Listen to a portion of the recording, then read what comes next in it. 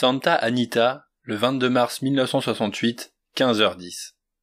Alpendance ne pouvait battre Kios Babe, que tous les pronostiqueurs donnaient dans un fauteuil. La 4e course vient donc de s'achever et je n'ai toujours pas touché un picaillon. Je suis même de $40 dehors, alors que j'avais pensé rafler la mise dans la 2e avec Boxer Bob que montait Bianco, l'un des meilleurs jockeys débutants, ce qui mettait son cheval à 9 contre 5. Avec un autre jockey, un Lambert, un Pineda ou un Gonzalez, Boxer Bob aurait coté à 6 contre 5, et peut-être même à 5-5.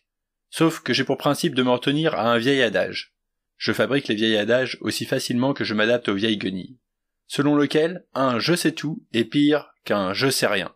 Autrement dit, mieux vaut faire confiance au hasard, et si ça ne marche pas, s'exclamer « Merde, les dieux ne sont pas avec moi ».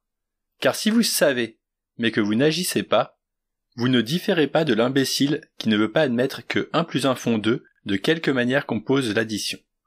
À la longue, ce type de comportement vous déglingue un homme, car ensuite il se matise toute la soirée, se noircit sans plaisir et finit dans la machine à décerveler. Cela établi, les vieux turfistes ne sont pas du genre à s'effacer progressivement. Ils s'écroulent d'un seul coup, salement et sans espoir de retour, zonant sur la 5e Est ou vendant en casquette de marin vissée sur l'occiput des canards périmés et s'en allant, répétant que tout n'est que foutaise, le cerveau réduit de moitié, les intestins en capilotade et la queue dans le formol. Voilà pourquoi j'estime que seul l'un des disciples favoris de Freud, lui-même philosophe à ses côtés, mon ex-femme en faisait une grande consommation, pouvait déclarer que le jeu s'apparente à la masturbation. Comme ce doit être formidable d'être un esprit brillant et d'aligner de tels sorts nets. Encore qu'il y ait invariablement une parcelle de vérité dans n'importe quel poncif. Il n'empêche que si j'étais un esprit brillant, il me semble que j'aurais ainsi formulé ma pensée. Se curer les ongles avec une lime cradingue s'apparente à la masturbation. À coup sûr, pour m'en féliciter, l'université m'aurait attribué une bourse, une allocation d'études, un diplôme long comme une bite de monarque et un harem de 14 salopes en chaleur. Donc, qu'on me laisse dire ceci, qui doit tant à mes journées en usine et à mes nuits sur les bancs publics, à cette kyrielle de boulot merdique, de femmes détestables et de sales moments que je me suis pris dans les gencives.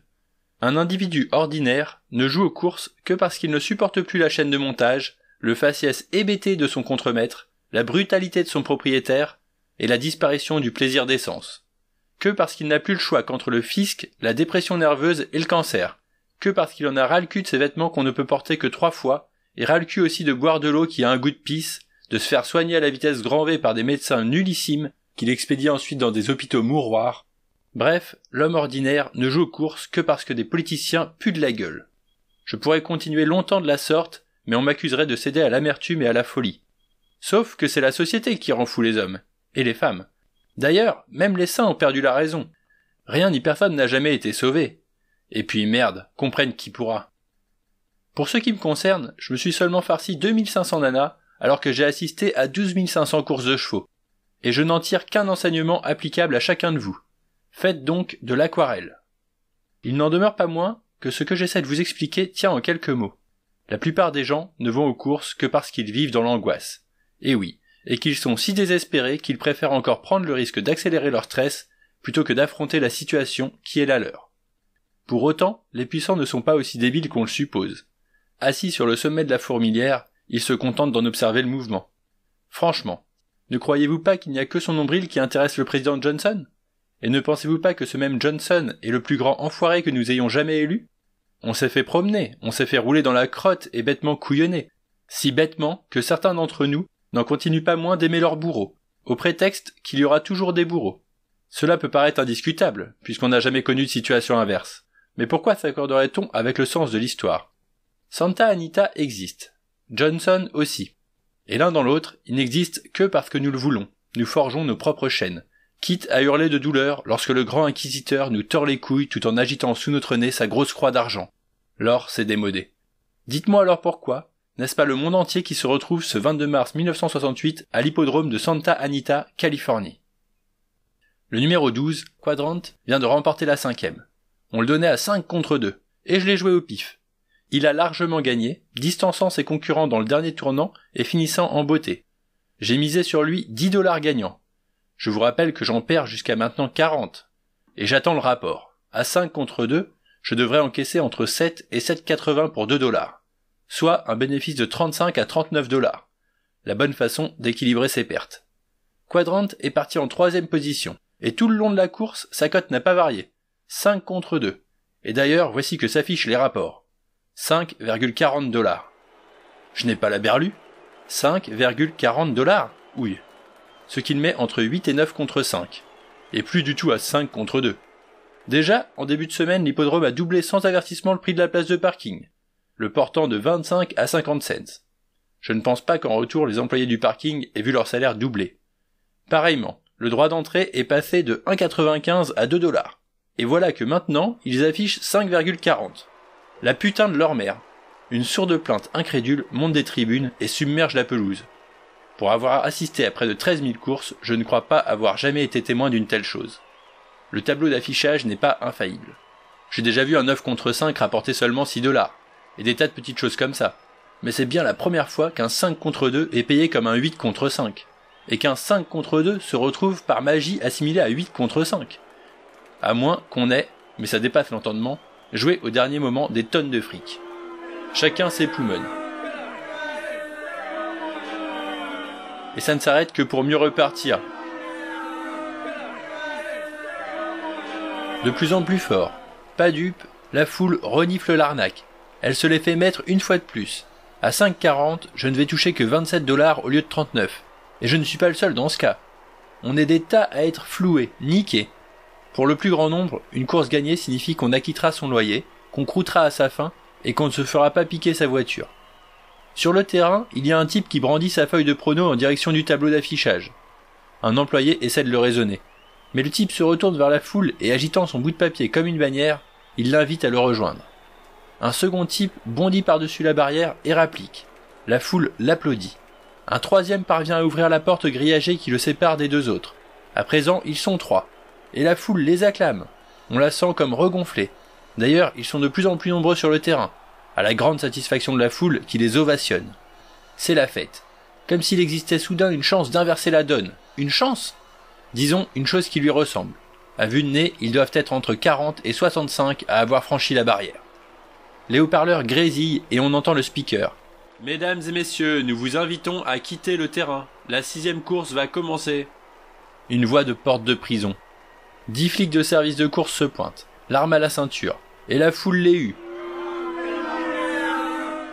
Tout à coup, l'un des protestataires remarque les chevaux qui pénètrent là-bas sur la pelouse. Enfer et damnation, et eux qui bloquent la piste de terre battue. Il se rue alors vers les chevaux qui se préparent à prendre le départ. Au total, il y en a 8 qui n'attendent que l'ordre du cavalier d'escorte en casaque rouge et casquette noire, mais le rebelle se place en travers.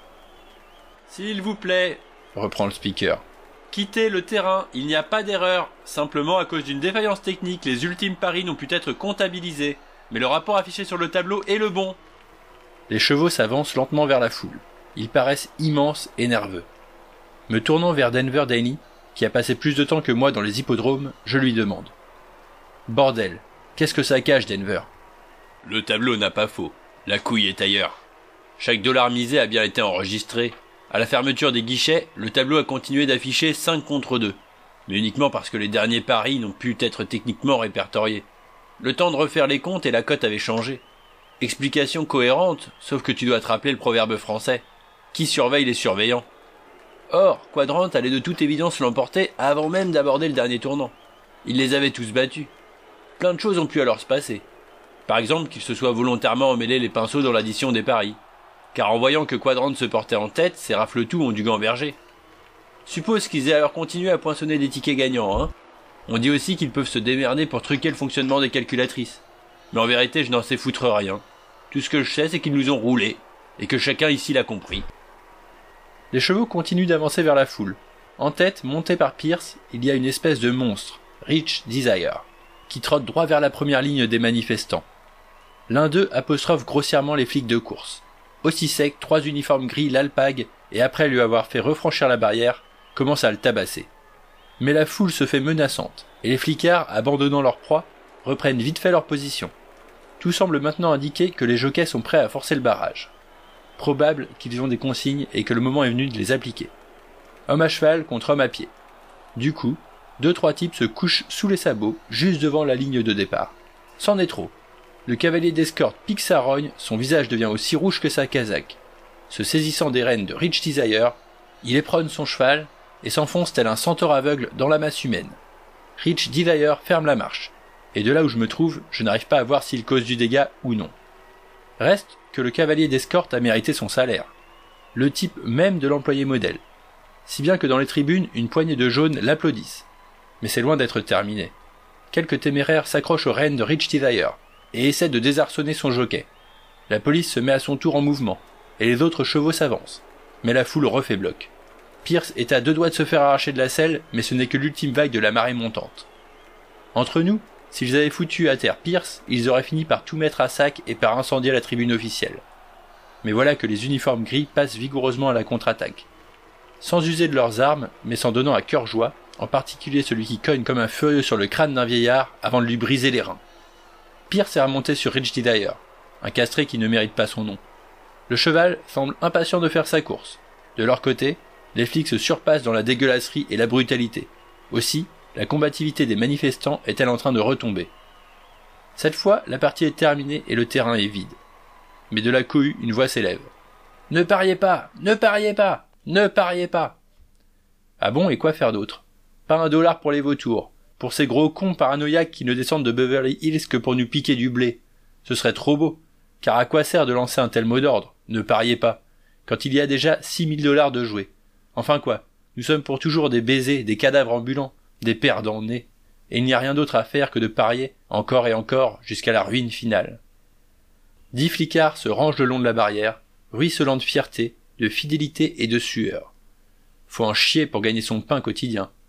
La 6e s'achève, sur la victoire d'Off, côté 9 contre 1, et qu'on paie en conséquence. Car si le tableau avait affiché 8 ou 7 contre 1, il n'y aurait plus aujourd'hui de Santa Anita. Le lendemain, un samedi, ils seront d'après le journal 45 000 à se presser autour du champ de course. Une moyenne honorable. Mais je n'y étais pas, et personne ne m'a regretté. Les chevaux ont couru, tandis que j'écrivais ce qui précède. Nous sommes le 23 mars, il est 20h à Los Angeles, l'horizon est aussi tristement bouché, et je n'ai nulle part où aller. Peut-être que la prochaine fois on mettra le feu. Il y faut de la constance, un certain sens de la dérision, et pas mal de chance.